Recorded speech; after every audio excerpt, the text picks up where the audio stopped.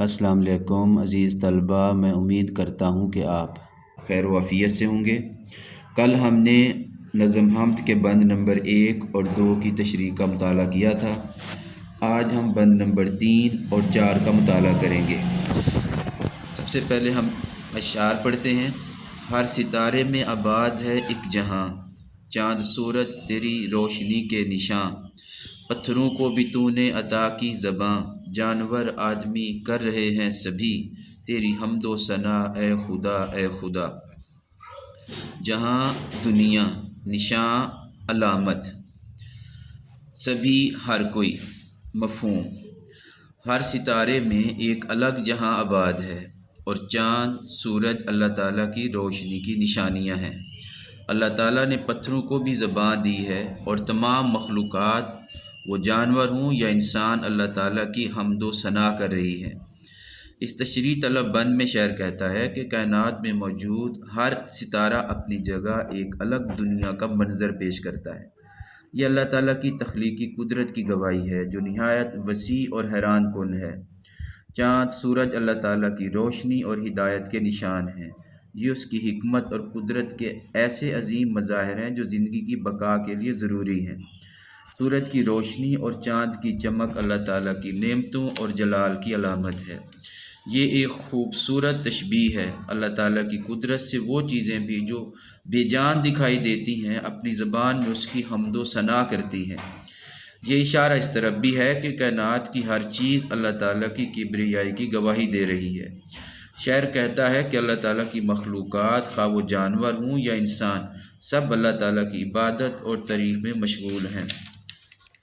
ہر مخلوق اپنے طور پر اللہ تعالیٰ کی نعمتوں اور اس کی عظمت کی شکر گزار ہے۔ ارشاد باری تعالیٰ ہے، کائنات کی ہر شے اس کی تسبیح کرتی ہے مگر تم اس کا شعور نہیں رکھتے۔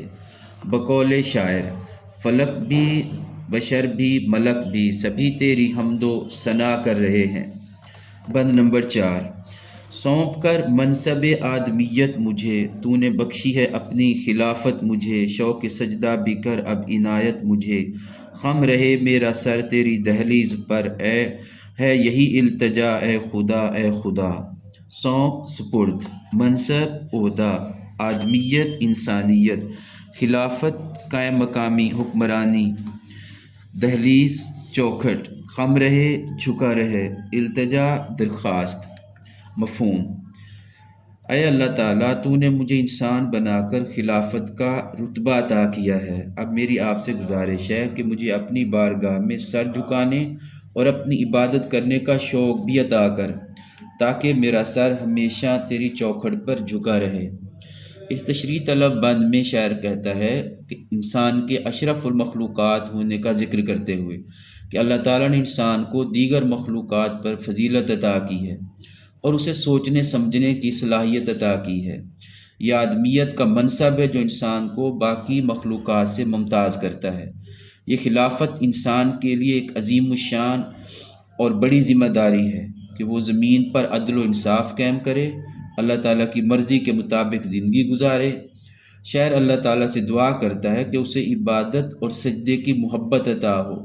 شاعر دل کی امید گہرائیوں سے اللہ تعالیٰ کے سامنے جھکنے کی خواہش کا اظہار کرتا ہے۔ شاعر اپنی عاجزی سے اللہ تعالیٰ کے ساتھ بندگی کے تعلق کو ظاہر کرتا ہے۔ وہ دعا کرتا ہے کہ اس کا سر ہمیشہ اللہ تعالیٰ کے سامنے جھکا رہے، یعنی وہ ہمیشہ اللہ تعالیٰ کی عبادت اور اطاعت میں رہے۔ بقول شاعر، تیرے در پہ خم رہے سر میرا، تیری راحتوں پہ گزر میرا، میں کہا کروں تو سنا کرے، تو دیا کرے میں لیا کروں۔